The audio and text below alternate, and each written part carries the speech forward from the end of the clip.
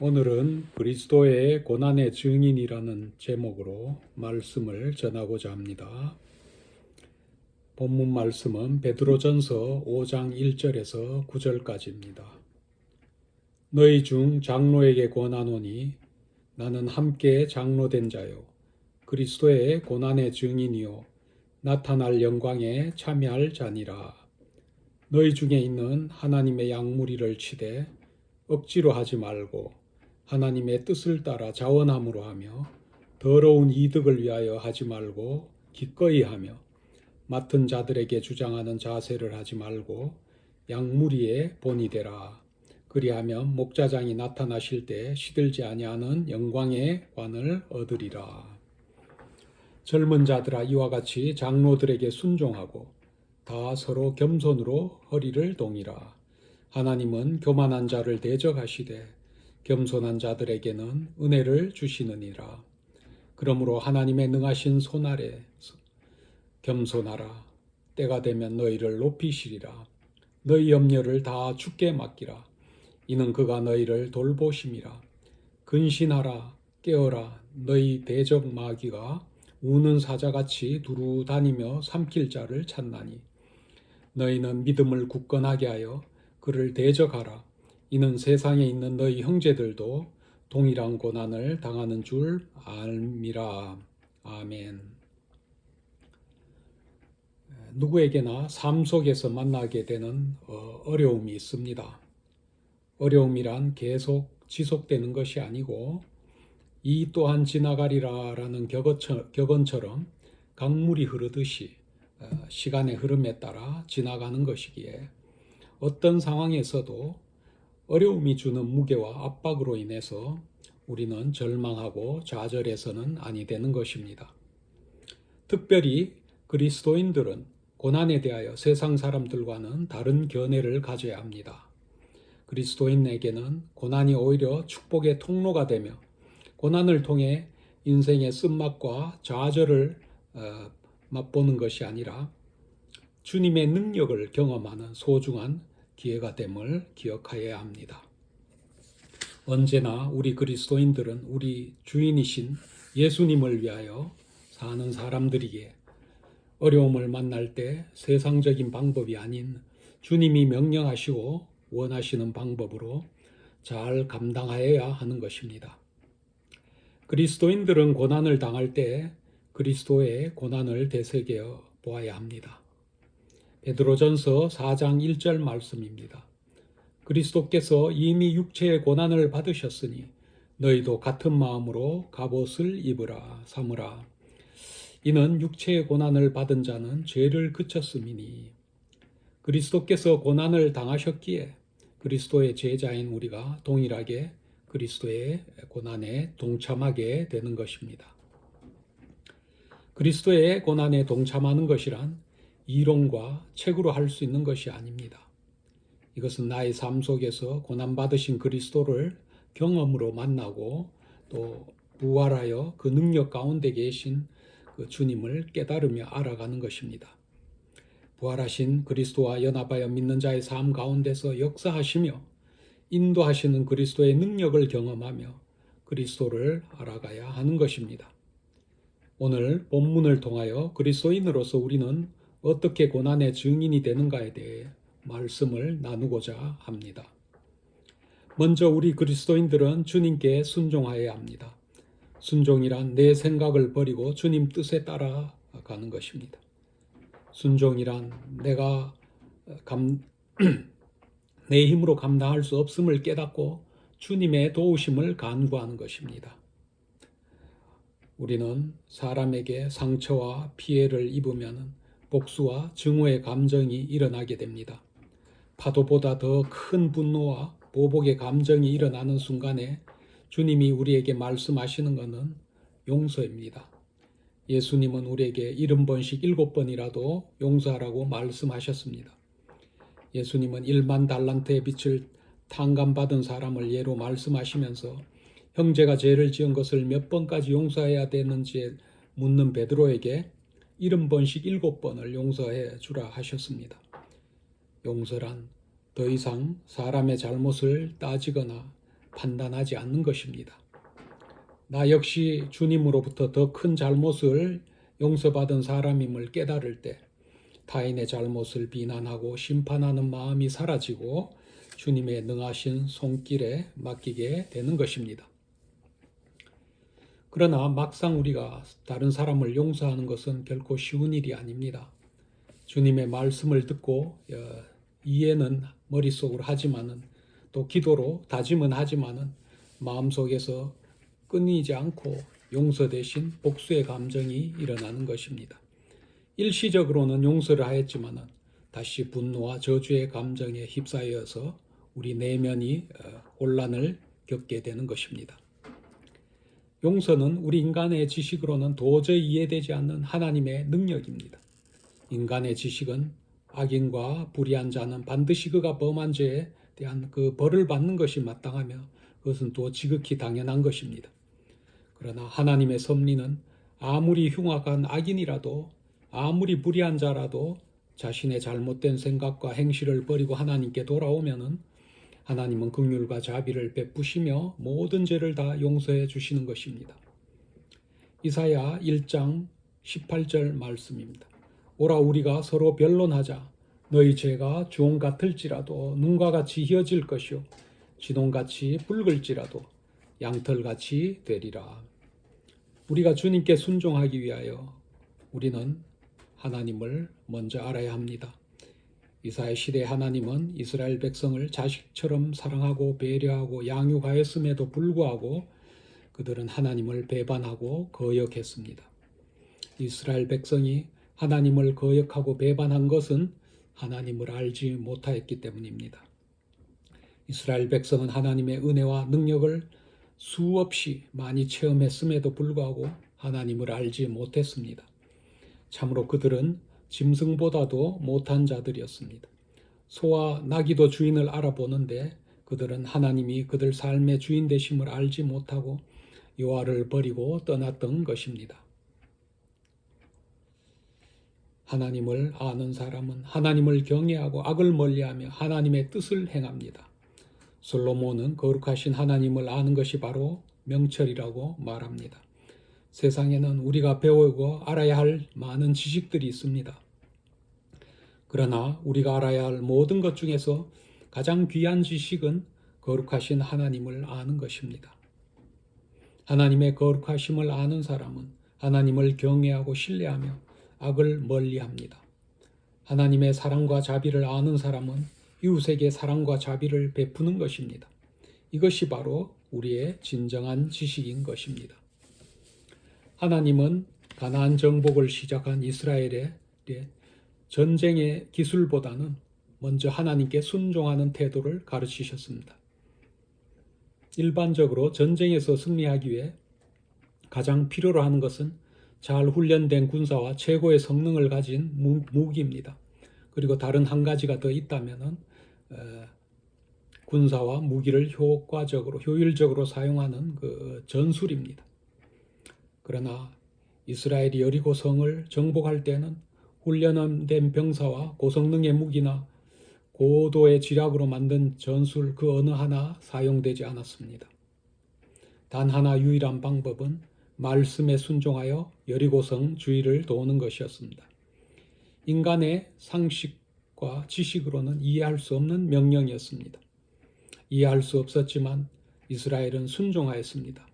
이스라엘이 이 전쟁에 투입한 유일한 자원은 순종이라는 무기였습니다. 여리고성은 이스라엘의 순종에 대한 하나님의 응답으로 무너졌습니다.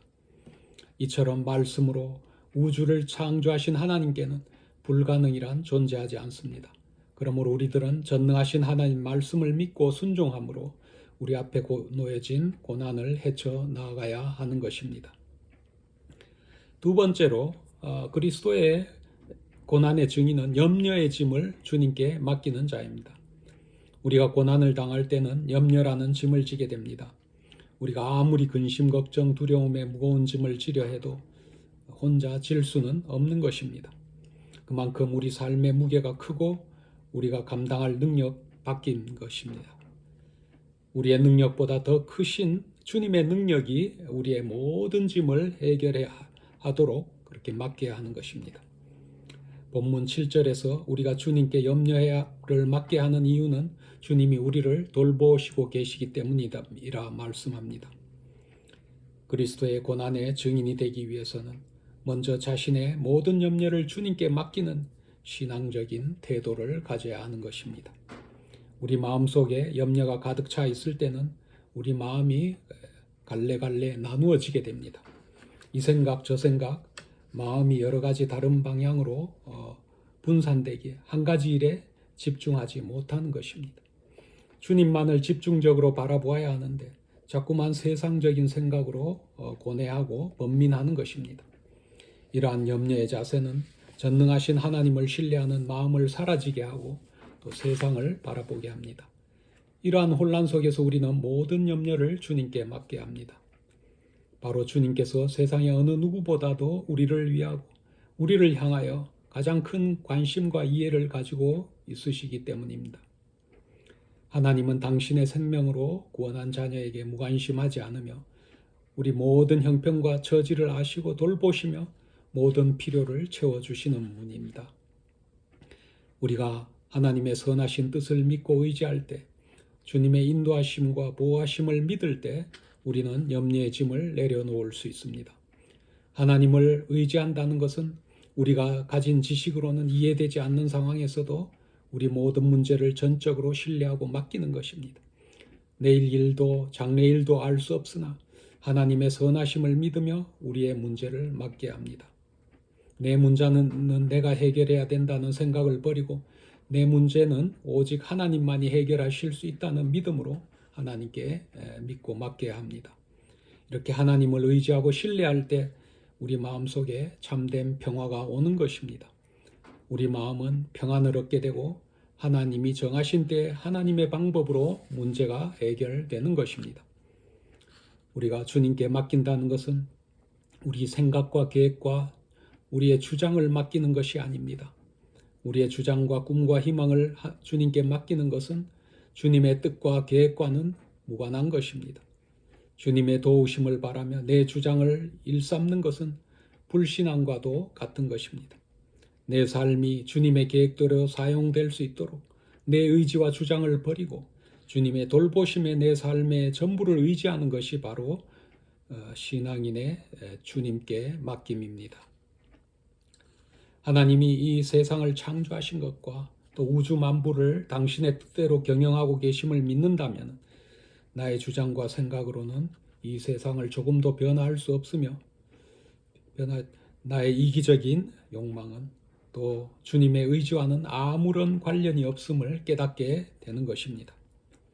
예를 들자면 나의 앞길에 A와 B라는 두 종류의 길이 있다고 할 때 내가 원하는 것은 부자가 되고 권세를 누리는 A라는 길을 걷기를 원하지만 주님은 객과 고아와 과부를 위해 섬기는 것을 원하고 계시는 것입니다. 그리고 주님이 원하는 그 길을 걸을 때에는 그 고난도 함께 받게 되면서 또 우리 삶 속에서 그 고난이 꽃을 피우며 그리스도의 고난의 증인으로서 삶을 살게 되는 것입니다. 우리 마음속에 염려와 불안이 있다면 우리는 하나님의 계획을 알 수가 없습니다. 염려와 근심을 내려놓으려면 하나님이 우리를 돌보고 계심을 믿어야 합니다. 하나님이 나를 선한 길로 인도하시고 나의 부족함과 필요를 공급하시고 나와 함께 하시며 함께 일하고 계심을 믿어야 합니다. 지난날의 잘못과 나의 죄성이 주님을 신뢰하고 의지하는 믿음에 방해가 되어서는 아니 되는 것입니다. 구약시대 이스라엘의 죄악상을 하나님의 공의의 잣대로 정죄하고 심판한다면 백성들은 죽음 외에 다른 형벌이 없었을 것입니다. 그러나 하나님은 인과 응보의 심판의 원칙만 고수하시는 분은 아니십니다. 하나님은 당신의 주권적 자유로 언약에 따라 이스라엘을 용서하시고 변화시키며 그들에게 새로운 미래와 희망을 주고자 하는 것입니다. 오늘을 사는 우리에게도 하나님은 동일한 은혜를 내려주시는 것입니다. 우리에게 새로운 미래와 희망을 주고자 염려의 짐을 맡기는 자에게 하나님의 주권적 자유가 실행이 되고 우리의 마음은 평안을 누리고 거룩의 열매를 맺는 것입니다. 세 번째로 그리스도의 고난의 증인이 되려면 우리는 근신하여 깨어 있어야 합니다.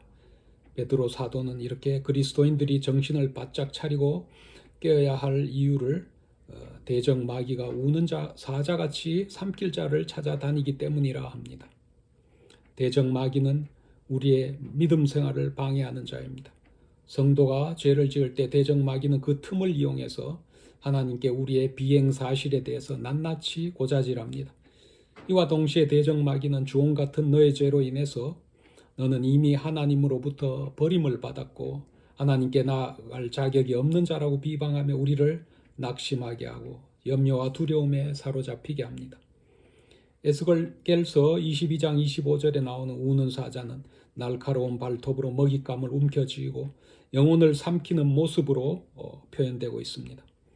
원수 대적 마귀는 우는 사자와 같이 격렬하고 끈질기며 파괴적인 방법으로 인간의 영혼을 찾아 나서는 것입니다. 대적 마귀는 신앙인과 불신자를 가리지 않고 모든 인간의 영혼을 삼키고 파멸시키려고 하는 것입니다. 마귀는 우는 사자와 같이 두루 다니며 삼킬 자를 찾다가 조금이라도 틈만 보이면은 어디서나 언제든지 공격하여 옵니다. 또한 마귀의 별명이 파괴자, 속이는 자, 그리고 반역자인 것처럼 상대를 가리지 않고 공격하여 파멸로 이르게 합니다. 마귀가 우리를 공격할 때는 허술한 방법을 사용하지 않고 가장 합리적이고 적절하게 보이는 방법을 속임수로 사용하는 것입니다. 지식인에게는 왜곡된 지식을 사용하여 속입니다. 부자에게는 금전으로, 권세자에게는 명예와 더 큰 권력을 미끼로 공격을 합니다.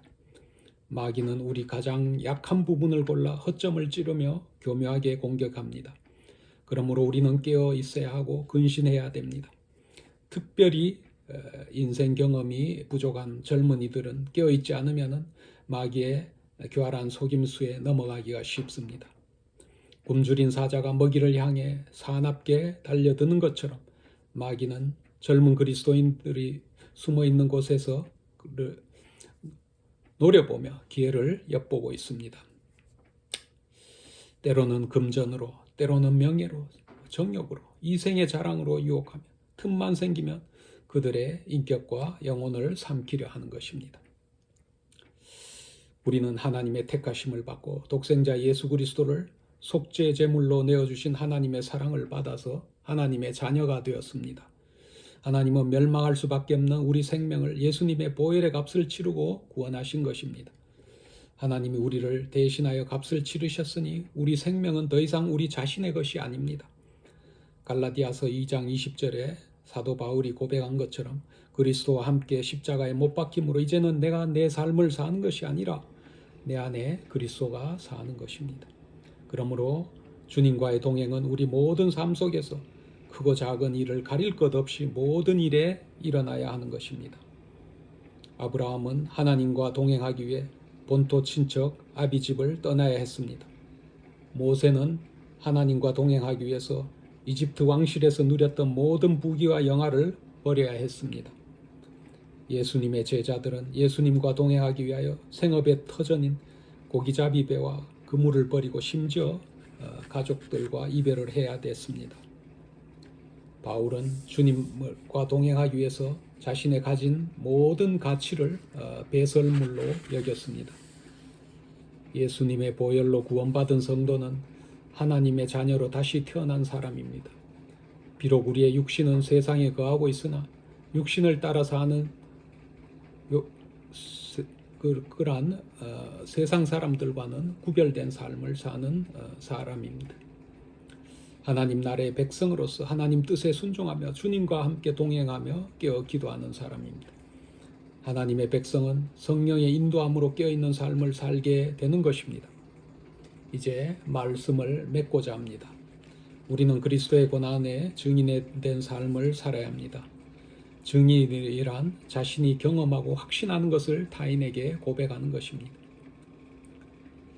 우리는 그 고난의 증인이 되기 위해서 우리는 그리스도와 함께 고난을 받아야 하며 또한 우리와 함께 같은 어려움을 겪는 믿음의 형제들과 연합하여 선을 이루고 믿음으로 승리하여 장차 나타날 하나님의 영광에 참여하는 삶을 살아야 하는 것입니다. 우리가 세상에서 받는 고난은 단지 고난을 당하는 것으로 끝나지 않고 장차 그리스도 예수께서 다시 오실 때 그의 영광에 참여하는 계기가 되는 것입니다. 우리에게 찾아온 고난은 참고 견디기 어렵고 우리 능력으로는 극복하기 어렵기에 그 해결책으로 전능하신 하나님을 의지해야 되는 것입니다. 하나님을 더욱더 의지하게 되는 것이 바로 고난이 우리에게 주는 은혜인 것입니다. 고난을 통해서 우리가 증거하는 것은 육신의 정욕을 따르는 삶이 아니라 하나님의 뜻에 따라 사는 삶입니다. 하나님 앞에서 범죄하지 않고 하나님 뜻을 따라 살면 고난이 찾아옵니다. 이러한 외부적인 고난 속에서 진리의 말씀대로 올바르게 살려고 하면 우리 옛사람이 다시 나타나서 우리 영을 혼란에 빠뜨리는 것입니다. 온갖 육신의 유혹이 우리를 음란과 정욕과 술 취함과 방탕과 향락과 우상 숭배의 세계로 인도합니다. 그러나 이 모든 것은 하나님을 알지 못하는 이방인들이 추구하는 것입니다. 그리스도인들은 새 사람을 입었기에 옛사람으로 다시 돌아갈 수 없는 것입니다. 예수를 믿지 않고 하나님을 증거하지 않는다면 우리는 그리스도의 고난을 받지 않을 수도 있을 것입니다. 그러나 우리는 하나님의 자녀로 이미 선택받은 사람입니다. 우리는 그리스도의 고난에 동참함으로 그리스도와 연합하고 그리스도를 경험적으로 알아가며 부활의 영광에 참여하는 증인의 삶을 살아야 하는 것입니다. 다 같이 기도하시겠습니다. 아버지 하나님, 오늘 하루도 주님의 은혜와 사랑에 감사드립니다. 주님이 지으시고 다스리시는 세상을 살며 만나게 되는 많은 고난과 시련을 통하여 우리들이 그리스도의 고난에 깊이 생각하게 하시고 또 동참하게 하시고 그 고난을 통하여 우리의 믿음이 성장하며 그리스도의 고난인의 증인된 삶을 살게 하여 주시옵소서. 예수님 이름으로 간절히 기도드리옵나이다. 아멘.